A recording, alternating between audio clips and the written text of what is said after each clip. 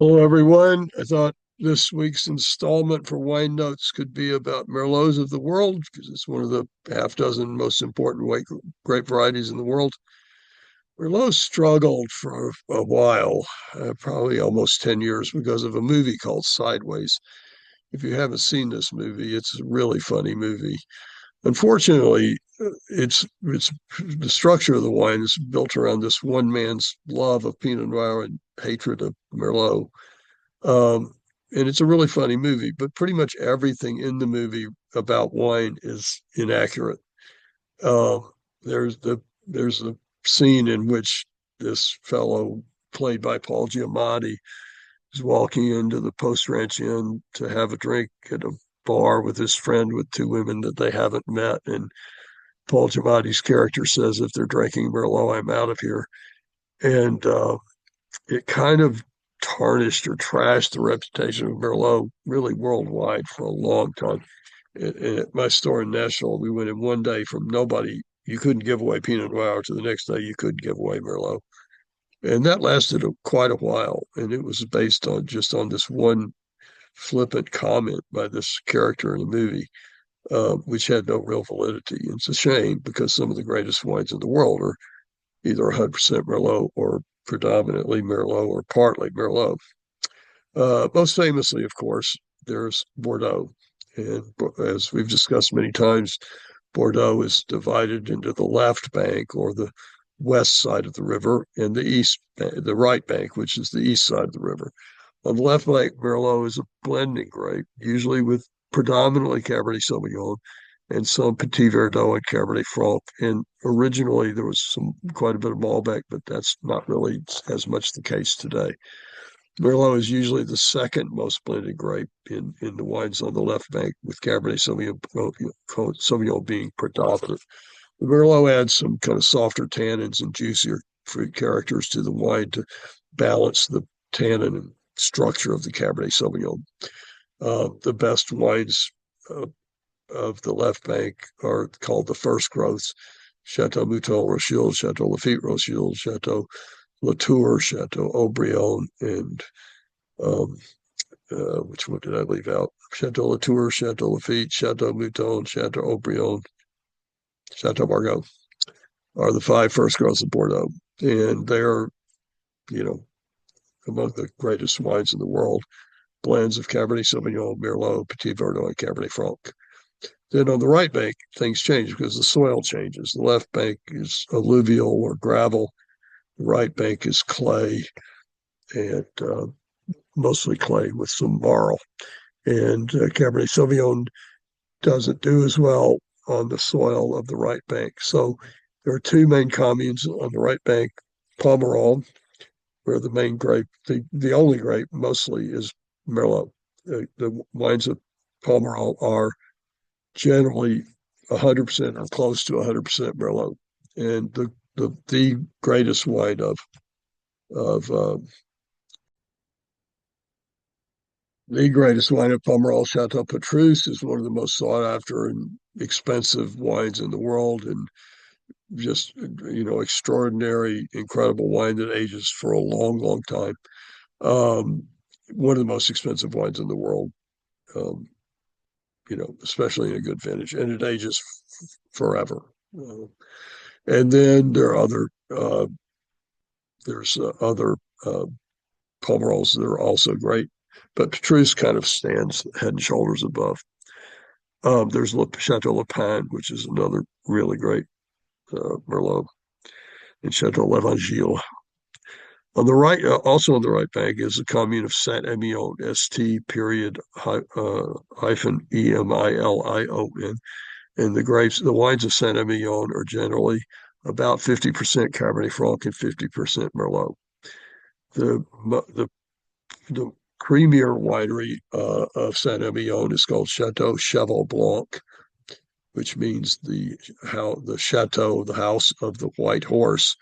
Um, Actually, funnily, the first time I bought Chateau Cheval Blanc for the wine list at a restaurant, I was surprised when it came and it was a red wine. I thought the wine was white, but it turns out it's the horse that's on the label that's white. But I just knew it was, you knew so much less about wine back then. I just knew it was supposed to be a really great wine. I didn't know it was white. The 1947 Chateau Cheval Blanc is regarded as by a lot of people, or most people, as the greatest wine ever made. I've tasted it a few times. It is an absolutely magnificent wine, although I don't know that I really believe in the quote greatest wine ever made. There's Chateau Ozon and Chateau Pavie are the other two most extraordinary wines from Saint Emilion. Um, then we'll go to Tuscany in Italy, where there are two really great Merlots. There's Tuarita Redigaffi, and there's a wine made by the Antinori family called Massetto. Um, they're expensive. Wines of this quality, mostly in the world today, are very expensive. And Massetto sells for about $1,500 bottle retail. Um, I'm sorry, I'm really trying not to cough in your face. These are two of the greatest wines in the world. They just happen to be Merlot made in Tuscany. It became Massetto became very, very famous a few years ago, and it is one of the greatest wines in the world. The Redigati also is one of the greatest wines in the world, certainly one of the greatest Merlots in the world. We'll leave Tuscany and go to Washington State.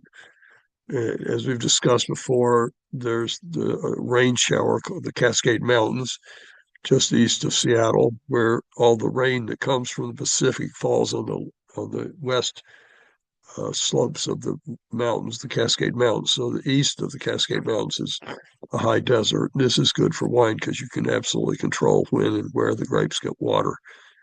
There is one winery in that area in Washington State called Leonetti Cellars, which again makes one of the greatest Merlots in the world. Um, um, Anecdotally, a few years ago, I was visiting Randy Dunn at Dunn Vineyards on Howell Mountain in Napa, and I had a bottle of Eddie Sellers Merlot in the backseat of my car, and he saw it and told me he would trade any bottle of wine in his wine cellar for that bottle of Merlot because he'd always wanted to taste it and never had. So I told him he could pick any bottle of wine in his wine cellar that he'd like to drink with it, and we'd drink them together. And we went up and had a picnic lunch in the vineyard, in his Howell Mountain vineyard, to drink a bottle of what he brought up from his wine cellar was 1982 Chateau Latour, which was about $1,000 bottle of wine at the time, and my $30 bottle of Leonetti Sellers Merlot. But that's the high regard that Leonetti Sellers Merlot is held in. You would be willing to trade your 1982 Chateau Latour taste for taste for a bottle of Leonetti Sellers Merlot. There's also Figgins. There are others. L'Ecole 41 makes great Merlot, but Head and Shoulders, I think um, Head and Shoulders, I think Leonetti Sellers is the great winery in Washington State for Merlot.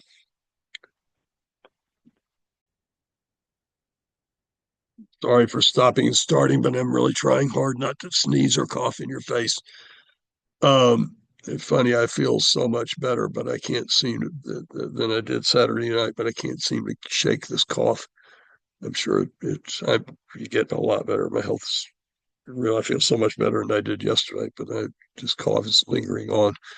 Um, so if we go to California, Merlot is mainly a Napa grape.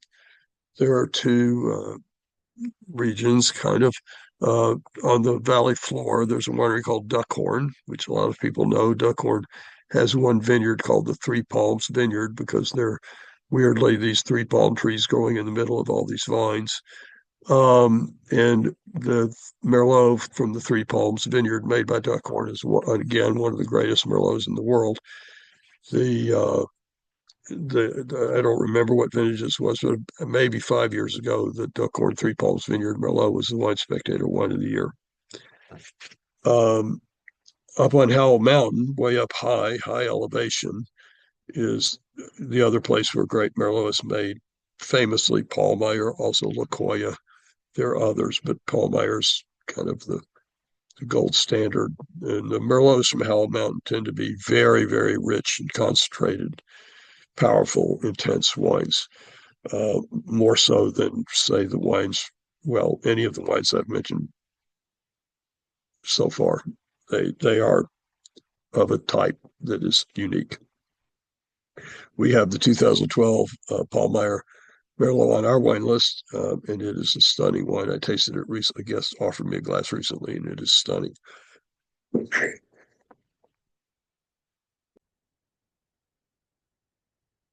We're going to go south to Chile. Weirdly, this is a weird thing. There was Merlot for Chile in Chile for decades, and people wondered why Chilean Merlot never really tasted that much like Merlot from other parts of the world until one day a ampelographer or grape scientist from UC Davis, University of California, Davis, which is the top winemaking science university in the world, was in Chile, and she said, these Merlot vines aren't Merlot. And whoever she was talking to said, "What do you mean they're not Merlot?" She said, "These are Carmenere vines." So that explained why Chilean Merlot never really tasted that much like Merlot, is because it wasn't Merlot; it was Carmenere, which was one of the original grape varieties in Bordeaux. But they had always thought it was Merlot transported from Bordeaux. Bordeaux wasn't; it was Carmenere. So Chilean Merlot is really not a thing. There's really not. Merlot is not an important grape in Argentina. So we'll move to Australia. There is a great Merlot in Australia. There's not a lot of it, but there's one uh, one winery that produces really excellent Merlot. Um, and I am blanking on the name of the winery. I'll come back to you on that. But oh my gosh, I don't know. Hopefully, I'll remember before this is over. But this winery has been going in through some difficult times lately. It's kind of hard to know what the name of the winery is, as it's being illustrated right now. Um, uh,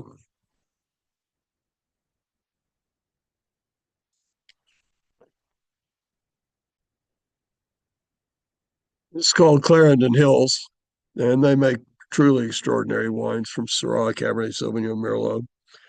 Um, if you, but they're, it's kind of hard to know what the status of Clarendon Hills is at the moment. I think they may have sold to Gallo not long ago, or they're called Hickenbotham now, or it's kind of confusing to know what's going on with Clarendon Hills. But for a long time, they did make really extraordinary red wines from mostly Cabernet Sauvignon, Pinot Noir, and Syrah.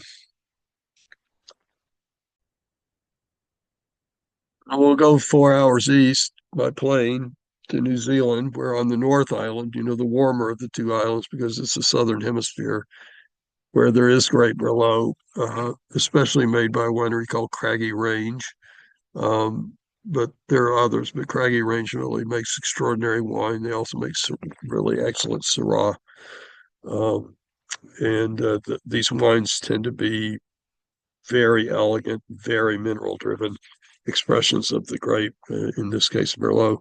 They are uh, they can, in a good vintage, they can be really extraordinary wines. So that's my little tutorial on Merlot. There's, as you can tell, there's not that many places where great wine is made from Merlot. Unless I've left one out, it's mostly Bordeaux, um, Tuscany, Washington State, Napa, Chile, which isn't Merlot, Australia from one winery predominantly, and in New Zealand. And that's about it. It's one of those grapes that requires certain conditions to do well, and those conditions only exist in a handful of places. Um, I know I'm going to feel better tomorrow, and I'm not going to be sneezing in your face when I come in. I hope the next few days at Forepaugh ought to be really interesting. Should be fun. Talk to you soon. See you tomorrow.